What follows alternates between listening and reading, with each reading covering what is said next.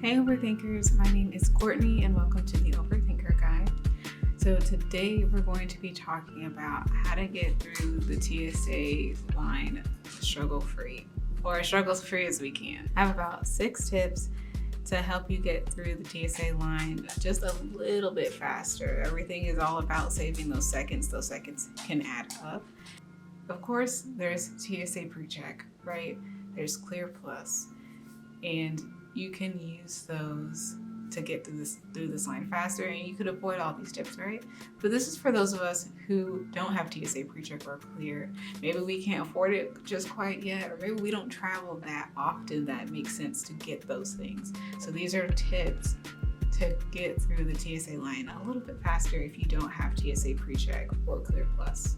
Am I an expert? I wouldn't necessarily say that, but I have traveled through the airport numerous times in the line, especially when I was in college, going back and forth because I had flight benefits at that time.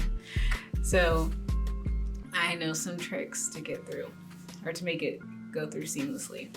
So the first tip is to wear like slip-on shoes, preferably shoes that don't have laces, shoes that you can easily take on and off.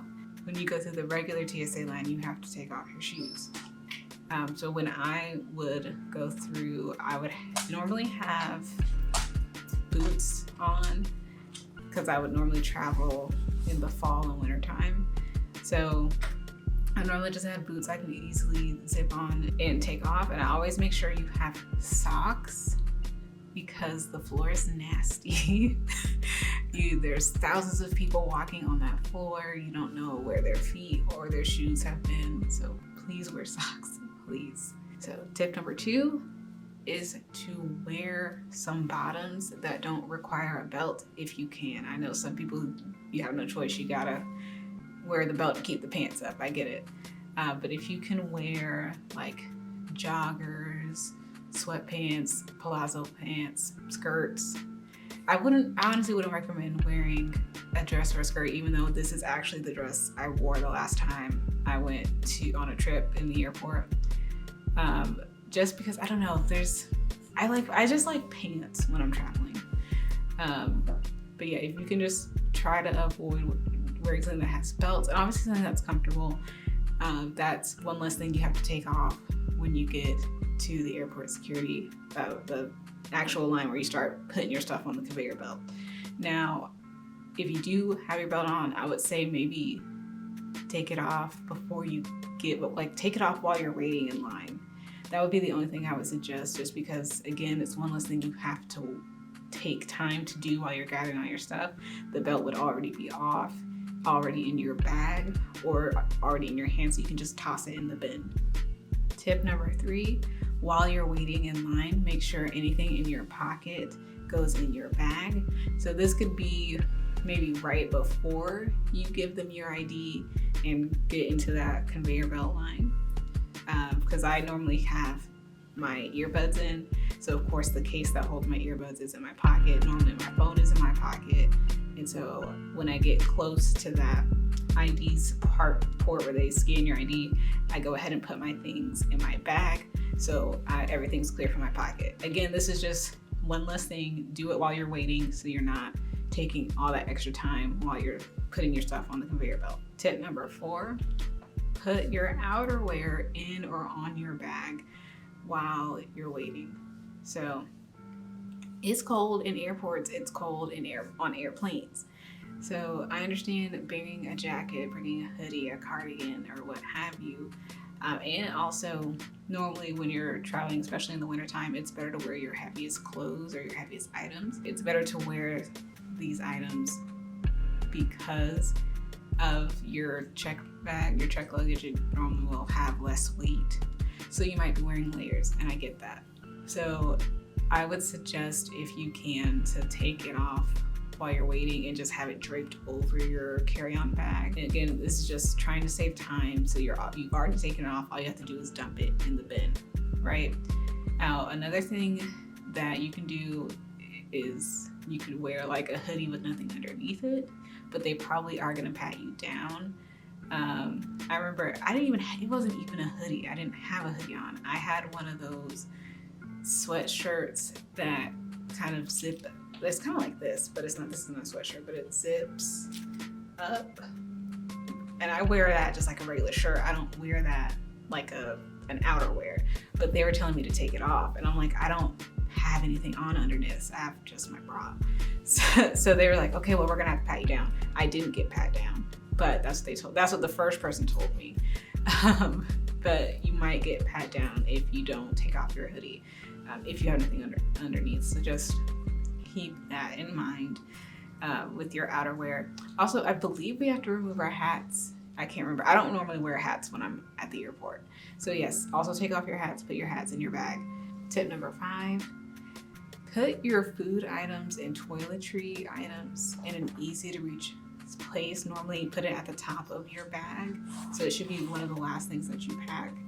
And I say this because if for some reason they do need to pull your bag aside to take another look at your toiletries or your food or something that could have triggered them to look at your bag further, it's better to have those items at the top so it's easy for them to just take it out, look at it, put it back in, or you put it back in or whatnot. And I have a little bit of a story for this one. So me and my friends went to New Orleans last year to go on a cruise that would take us to Mexico and back to New Orleans. So we were all going to fly home from the New Orleans airport, and we all got salt while we were in Mexico. We got big chunks of bags. Ooh, I can show it to you. So this is the salt. It was in a bag, but I obviously put it in a jar. We had big chunks of salt in our carry-ons because we couldn't put it in our check bags. And did I have a check bag? Beside the point. We put it in our carry-on because we already were carrying a lot of stuff, so it makes sense to put it in our carry-on, right? So I put mine at the top because I was like, this looks like it could be drugs. I never seen salt like this. So, but I was like, this could be something else. So I'm gonna put it at the top just in case they do pull my bag aside, right? And that is what happened. For me and one of my friends, we had to get pulled aside because they wanted to take a look at what was in our bag regarding the salt. So I had put mine at the top, knowing that was going to happen. And they pulled it out, looked at it, tested it, and then gave me back my stuff, right? My friend, however, she had her salt, and she also bought some tea, which they also had to look at that, some loose leaf tea. Her stuff was at the bottom of her bag. The very bottom. So she had to take everything out, and they had to look at her stuff, and then she had to put everything back in. And this, as you can imagine, this took a long time. So put those items at the top of your bag. Should be the last thing that you pack. So just in case it does get pulled to the side, you can make that process even faster. Take it out, put it back in. Now, this last tip is pretty self-explanatory. Should have probably been the first tip. But stay up to date with all the TSA guidelines when it comes to your carry-on items. So just make sure you know what you can and cannot have in your carry-on. I say that because you could maybe have a pair of scissors in your bag. Like maybe you have a child traveling with you and they like doing arts and crafts, and you bought, kitty scissors. Those kitty scissors would be considered a weapon, and they will confiscate them. That happened to me when I was a child. They took my kitty scissors. So just make sure you double check what you can and cannot do on their website. They also have an app now, which I actually did not know. I discovered this while I was writing the blog post for this topic. So they have an app called My TSA, where it shows you the list of items you can and can't bring and any, special instructions for certain items on your carry-on and or your check bag. And then I have a bonus tip to use that app to check wait times at your particular airport that you're flying out of.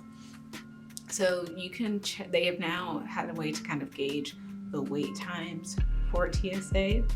So you can check and maybe just monitor it throughout the year or around the time that you plan on traveling to see what the times are looking like, so you can determine when you need to get there to maybe get the shortest wait time. Sometimes you may have already bought your plane ticket. If you haven't, you can try to buy your plane ticket around that time. So I normally like to fly really early in the morning just because I like to get to my destination early. And it's a force of habit of flying standby back in the day where I had to fly on the first flight out. But sometimes that can be a little bit longer. Definitely not the longest wait time, but it can be slightly longer. So this was for those of us who, again, are not paying the TSA Pre-check, enrollment fees, or the Clear Plus enrollment, or Global Entry enrollment, right? But if you are just so tired of waiting, you find all of my tips tedious, and you're tired of doing that, right? You just want to go ahead and pay the extra money. If you're willing to pay that money, then it's something you can do. I do have a blog post coming out about the details of each program. I also have the blog post for this with the tips written out and links to share. So definitely check that out. I'll leave that in the description box down below. So if you liked this video and you want to see more videos like this, please consider subscribing, leave a like down below, and leave a comment if you have any tips of how you get through the TSA line quicker that don't involve paying extra money. But until the next one, I will see you later, overthinkers.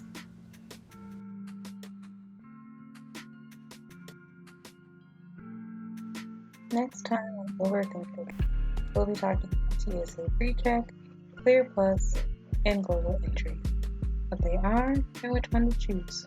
See you then!